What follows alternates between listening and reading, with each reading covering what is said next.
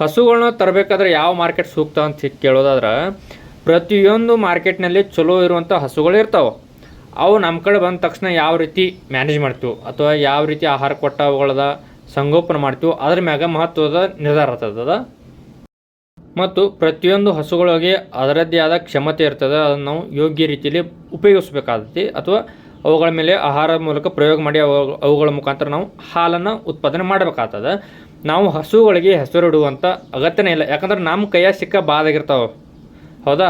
ಇನ್ನು ನಾವು ನೆಕ್ಸ್ಟ್ ಏನಪ್ಪ ಅಂದ್ರೆ ಒಂದು ಉದಾಹರಣೆ ಮೂಲಕ ನಿಮ್ಗೆ ತಿಳಿಸ್ಕೊಡ್ತೀನಿ. ಒಂದು ಏನಪ್ಪ ಅಂದ್ರೆ ಒಂದು ಟಾಪ್ ಕ್ವಾಲಿಟಿ ಹಸು ತಂದಿರ್ತೀವಿ, ಅದಕ್ಕೊಂದು ನಾವು ಬ್ರ್ಯಾಂಡ್ ಅಂತ ಹೆಸರಿಡೋಣ. ಆ ಬ್ರ್ಯಾಂಡ್ ಹಸುನ ನಮ್ಮಲ್ಲಿ ಅದೇ ರೀತಿ ಬ್ರ್ಯಾಂಡ ಮೇಂಟೈನ್ ಮಾಡಬೇಕಾಗತ್ತೆ. ಹೌದಾ? ಆ ಬ್ರ್ಯಾಂಡ್ ಮೇಂಟೈನ್ ಆಗ್ಲಿಕ್ಕಂದ್ರೆ ಹಸು ವೀಕ್ ಆಗಿತ್ತು ಅನ್ಕೊಳ್ಳೋಣ. ಹೌದಾ? ಈಗ ಏನಾಗ್ತೈತಿ, ನಮ್ಮ ವಾತಾವರಣಕ್ಕೆ ಹೊಂದಿರಲ್ಲ ಅಥವಾ ನಮ್ಮ ಕೊಡುವಂಥ ಆಹಾರಕ್ಕೆ ಹೊಂದಿರಲ್ಲ, ಹಸು ವೀಕ್ ಆಯಿತು, ನಮ್ಮ ಕೈಯ ಬಾದಾಯಿತು. ಈಗ ಎಲ್ಲಿ ಬತ್ತು ಪ್ರಶ್ನೆ? ಮಾರ್ಕೆಟ್ ಮ್ಯಾಟ್ರ್ ಆಗಲ್ಲ, ನಾವು ಮ್ಯಾಟ್ರ್ ಆಗ್ತೇವೆ.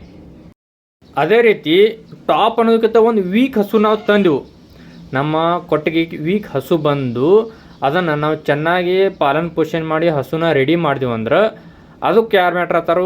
ಮಾರ್ಕೆಟ್ ಮ್ಯಾಟ್ರ್ ಆಗಲ್ಲ, ನಾವು ಮ್ಯಾಟ್ರ್ ಆಗ್ತೇವೆ. ಹೌದಾ? ನಿಜ ಅಲ್ಲ?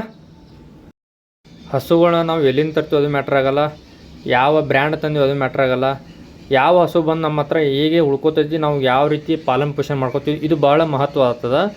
ಅದಕ್ಕಾಗಿ ಹೇಳ್ತೀನಿ, ಆದಷ್ಟು ಆರೋಗ್ಯವಾಗಿರುವಂಥ ಹಸುಗಳನ್ನ ತಂದು ಯೋಗ್ಯವಾಗಿ ನೋಡಿಕೊಂಡ್ರೆ ಚೆನ್ನಾಗಿರ್ತದೆ ಅಂತ ಹೇಳಕ್ಕೆ ಇಷ್ಟಪಡ್ತೀನಿ. ಆದಷ್ಟು ರೈತರಿಗೆ ಶೇರ್ ಮಾಡಿರಿ.